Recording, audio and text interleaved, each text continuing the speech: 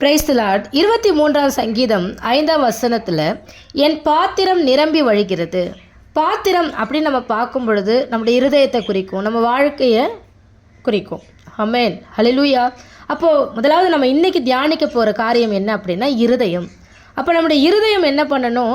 நிரப்பப்படணும். ஆமென். இருதயத்தின் நிறைவு தான் வாய் பேசும். ஹல்லேலூயா.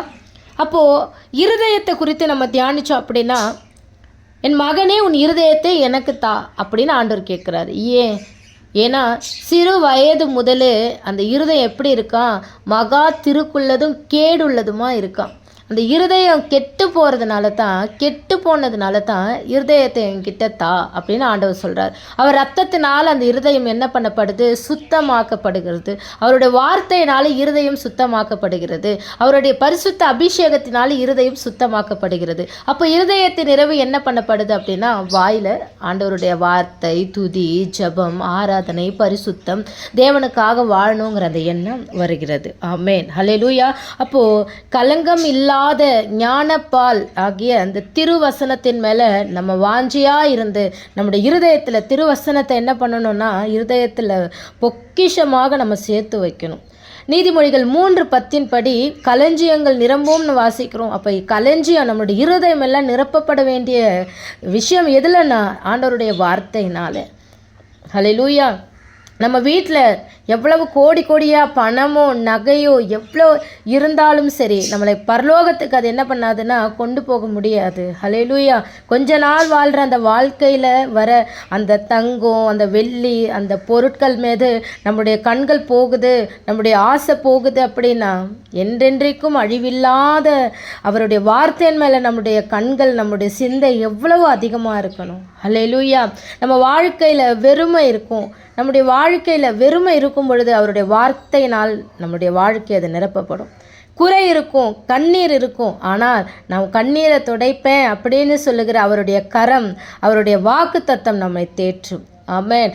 தேவன் தமது அன்பினாலே நம்மை நிரப்புகிறவராக இருக்கிறார்.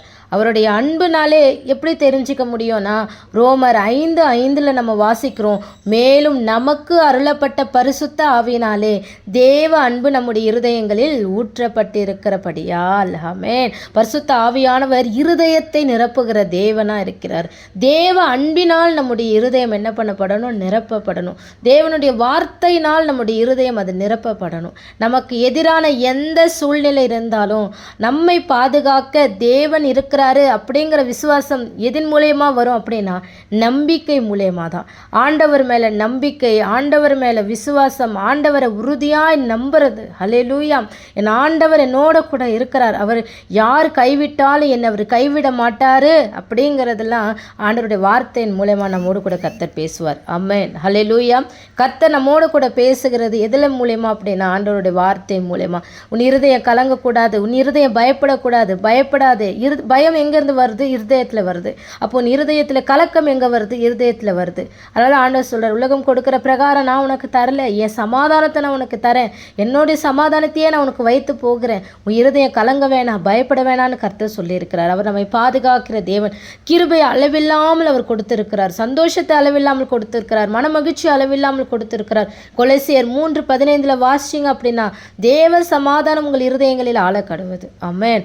தேவன் அருளுகிற சந்தோஷம், தேவன் அருளுகிற சமாதானம், தேவன் அருளுகிற மனமகிழ்ச்சி, தேவனுடைய கிருபை, தேவனுடைய அன்பு, தேவனுடைய எல்லாமே தேவனிடத்தில் பரலோகத்திலிருந்து இருதயத்துக்கு நேராய் அது வரும்பொழுது அந்த அன்பை யாருமே நம்மகிட்ட பறிக்கவே முடியாது. நமக்காய் ஜீவனை கொடுத்தவர் அவர், தன்னையே அவர் கொடுத்திருக்கிறார். வார்த்தையான தெய்வம் தன்னையே கொடுத்திருக்கிறார். ஹல்லேலூயா, ஹல்லேலூயா.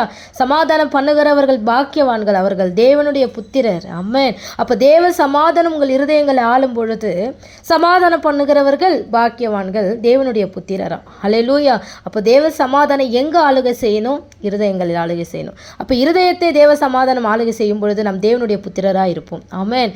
எந்த விதமான சண்டை பிரச்சனை, எந்த விதமான பாடுகள், எந்த விதமான பெருமை மேட்டிமை எதுவுமே இல்லாமல் தேவனுக்கு முன்பாய் நம்ம தாழ்த்துவோம்.